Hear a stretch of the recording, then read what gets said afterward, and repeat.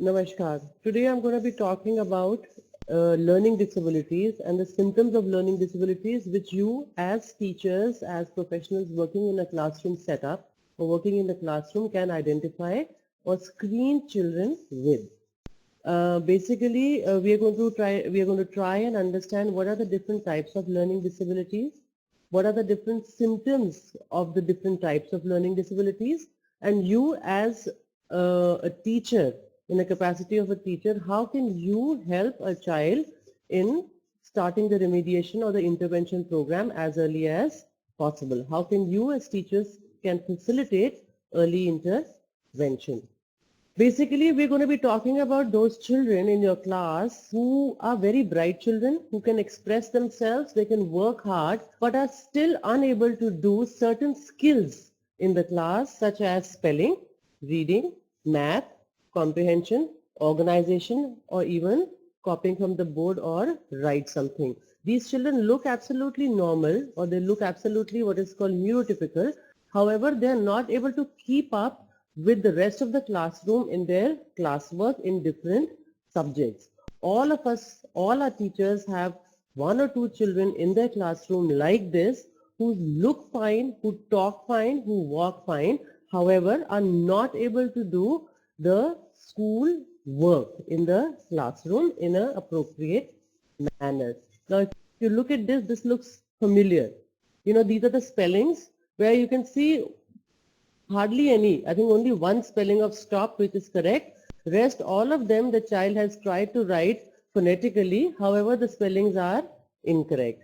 Here if you see, it's a very interesting thing. The child has to copy from the board. The child has to copy from the previous line, but despite that the child is copying the words wrong. This is a child who seems to be the one who is the naughty one in the class, and the child is disturbing the rest of the class, hitting the children, throwing things around, the supplies, the pencils, the books, everything is a big mess, and he's not able to listen or concentrate on his work. This is a child who's trying to make sense of the numbers which the teachers have written on the board and is not able to understand what's happening. So what do we as teachers, what do we look at them and think? We view them as what? I'm not saying all of us do, but a lot of teachers who might not know any better, who are not aware of what learning disabilities is and how it is manifested, can look at these kids and think that they're immature. They might think that they are slow learners. They might think that they're lazy, troublemakers, dumb, not interested, and a whole lot. So they keep thinking about the fact that these children are lazy, or they're not working too hard, or they're not interested, and they'll give them all kind of names and labels.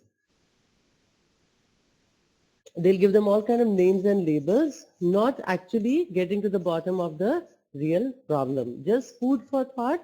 Labels are for jars. Labels are not for our children. So let's refrain, just step back and try to figure out as to why is the child not doing what we as teachers expect the child to do. A lot of time there is a genuine reason why the child is not able to work at the expected or the class level.